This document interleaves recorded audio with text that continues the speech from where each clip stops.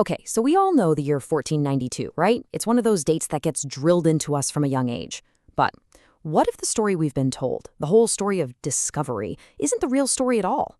In this explainer, we're going to dive into the work of philosopher Enrique Dussel, who has this radical idea that 1492 is actually the beginning of what he calls the covering up of the other. Yeah, let's just push the word discovery aside for a second. Dussel wants us to wrestle with a much tougher idea. What if the arrival of Europeans in the Americas wasn't some grand meeting of two worlds, but the start of a huge, centuries-long cover-up?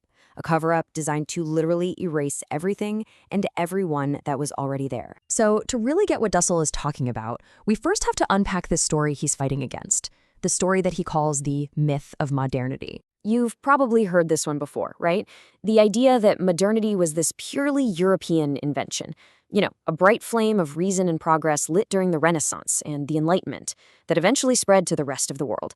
In this version of history, Europe is the star of the show, the center of the universe, and everyone else is kind of just waiting in the wings. And nobody said it more clearly than the philosopher Hegel.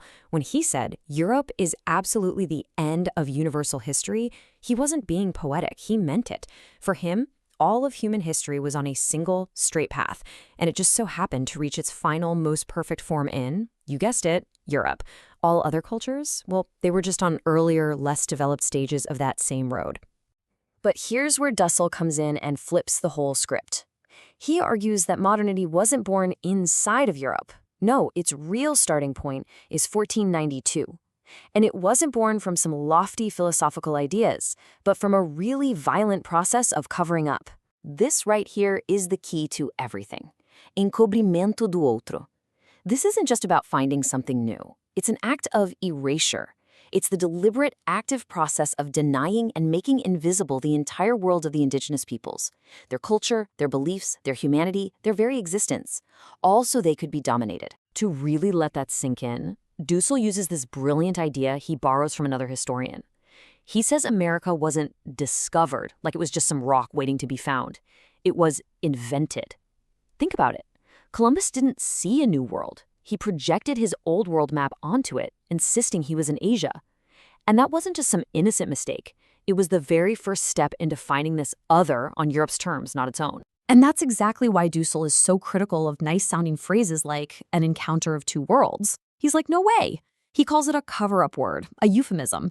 It sounds peaceful, like two people meeting for coffee, but it hides the brutal reality, the total domination of the European eye over the entire world of the other.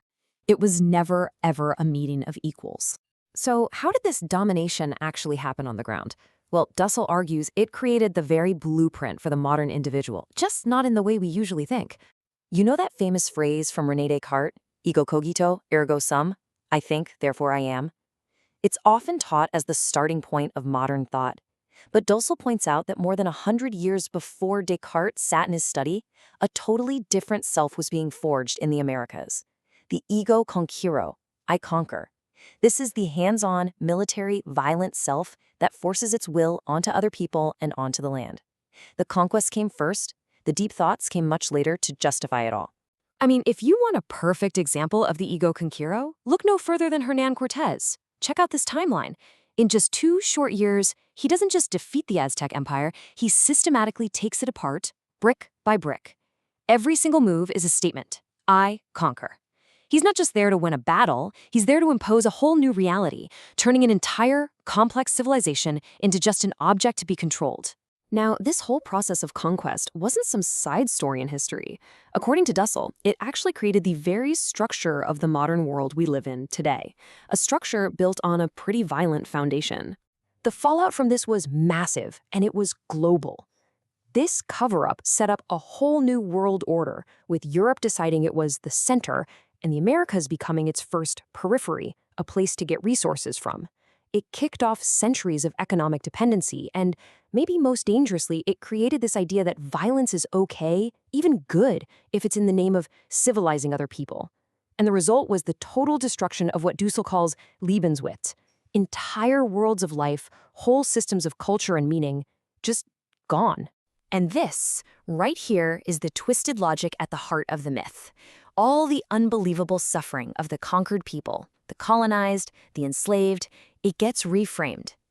It's not seen as a horrific injustice. Instead, it gets spun as the necessary cost of progress, a noble sacrifice that had to be made for the great project of modernization. But Dussel isn't just here to tear everything down. After he exposes this myth, he actually offers a way forward, a vision for how we could build something totally different. His solution is something he calls transmodernity. Now, this isn't about just throwing away everything modern, like science or democracy. It's about creating a better modernity, one that grows beyond the violent Europe First version, by finally, after 500 years, listening to and including the wisdom, the culture, and the worldview of the other that was silenced for so long. So that leaves us with a pretty big question for our own time, doesn't it? If the very idea of progress that we've inherited was built on top of a violent cover up, how does that change the way we think about things like development and globalization today? What other powerful myths might we still be telling ourselves without even realizing it?